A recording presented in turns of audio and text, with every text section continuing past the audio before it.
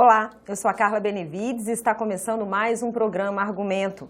E o nosso assunto hoje é a medida provisória que regulamenta o mercado de apostas esportivas no Brasil. Essas empresas de apostas, conhecidas como bets, vão passar a pagar imposto de 18%. A MP prevê também medidas para evitar a manipulação de resultados esportivos e também o vício em jogos.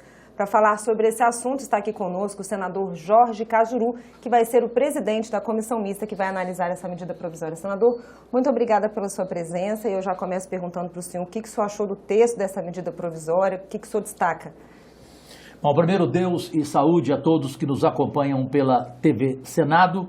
É um privilégio para qualquer homem público ser entrevistado por você, Carla Benevides, porque você sabe perguntar. Normalmente, jornalista hoje não sabe perguntar. E eu posso falar porque eu tenho 45 anos de carreira, graças a Deus. Senador. Diretamente ao questionamento seu, primeiro é preciso parar, vou até ser educado, iria usar outro adjetivo, com essa bobagem de que nós estamos contra as casas de apostas esportivas. Pelo contrário, nós só queremos a legalidade delas e que paguem imposto.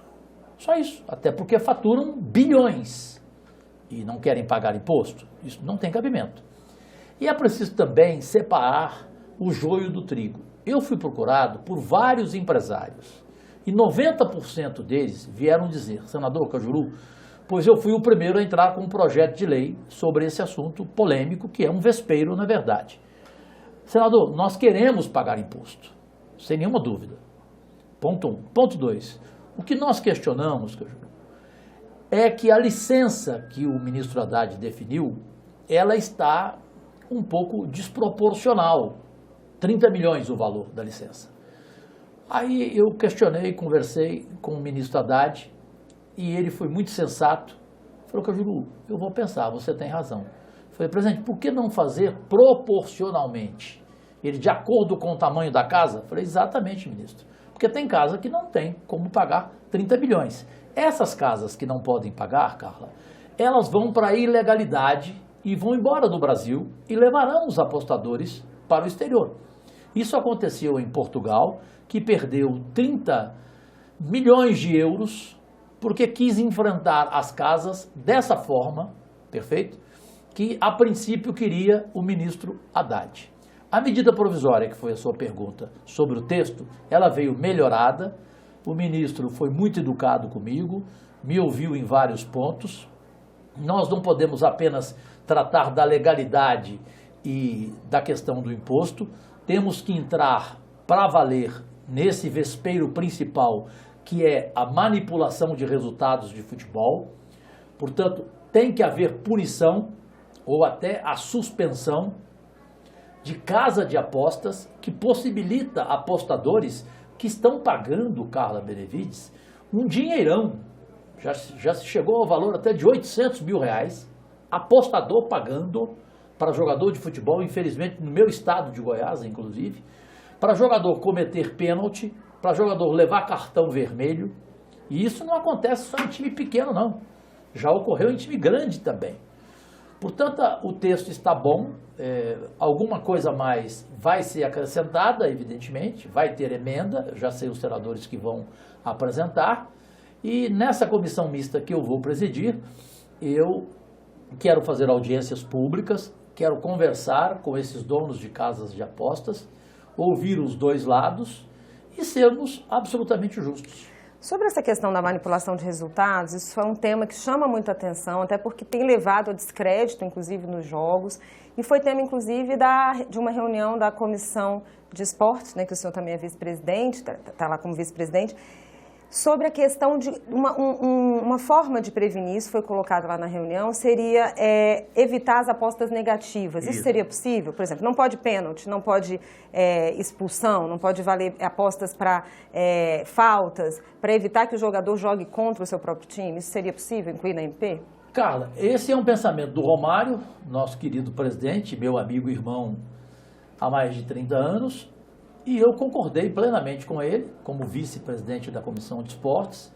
Vai ser a nossa primeira pauta, já amanhã queremos essa discussão. Eu não sei se amanhã ou depois de amanhã, a data eu ainda não sei, desculpe. mas certamente vamos demorar aí algumas semanas para esse assunto, exatamente por causa da questão de manipulação, e essa sugestão do Romário já era minha também, porque esse é o maior problema, né? Não dá para você ver um time de futebol, de repente um Guarani, chegar em Natal, enfrentar um time inexpressivo e perder de 5-0. Na Inglaterra, o Tottenham, que é um grande time, perdeu de 5 para um timeco, desculpa a expressão, e os jogadores decidiram devolver o dinheiro da renda para os torcedores. Decisão dos jogadores. Ou seja, lá acabou com a publicidade, por exemplo, nas camisas dos times de futebol. Essa é uma outra questão que tem sido colocada, né? O senador Eduardo Girão... Eu não concordo. O senhor acha que tem que ter a publicidade? Não. O Girão é meu amigo pessoal. O Girão enlouqueceu. Mas isso não tem cabimento. As emissoras de televisão, elas não têm culpa, Carla. Elas vivem de publicidade. Como é que você vai tirar a publicidade da emissora de televisão? Hoje, a emissora de televisão, por exemplo, a TV Globo não tem programa infantil, porque já proibiram publicidade em programa infantil. Perfeito? Aí você vai tirar uma receita de emissora de televisão que já está em dificuldade. Estamos vendo aí, eu sou do mercado, 45 anos de carreira, você também é. Você quer ver o desemprego na nossa classe? Claro que não. Então, se isso acontecer, é mais desemprego no meio da televisão e ela não tem culpa das falhas que cometem as casas de apostas. Eu não concordo com o Girão de forma alguma, e se ele entrar com essa emenda, caso eu seja relator, é evidente que eu não concordarei. E qual seria a forma da MP atuar aí, ou das casas de apostas também, para impedir que as apostas se tornem um vício? Que essa é uma preocupação. Aí nós temos que discutir o horário da propaganda, perfeito? Como aconteceu com cerveja. Aí tudo bem, aí eu concordo com o Girão. Quando ele fala em placa de estádio, eu tenho a mesma opinião dele. Agora, você tirar também a publicidade da camisa do time de futebol é algo que você vai prejudicar os times, porque hoje os clubes não têm mais patrocínio como antes, que era a todo instante banco, cerveja, e eram enormes receitas. Hoje os clubes não têm mais. Então você não pode prejudicar os times de futebol, na minha opinião. Então é preciso você saber ver os dois lados, perfeito? E saber sair de tudo isso de uma forma que atenda a todos e que as casas passem a entrar no governo federal com boa parte dos bilhões que eles faturam.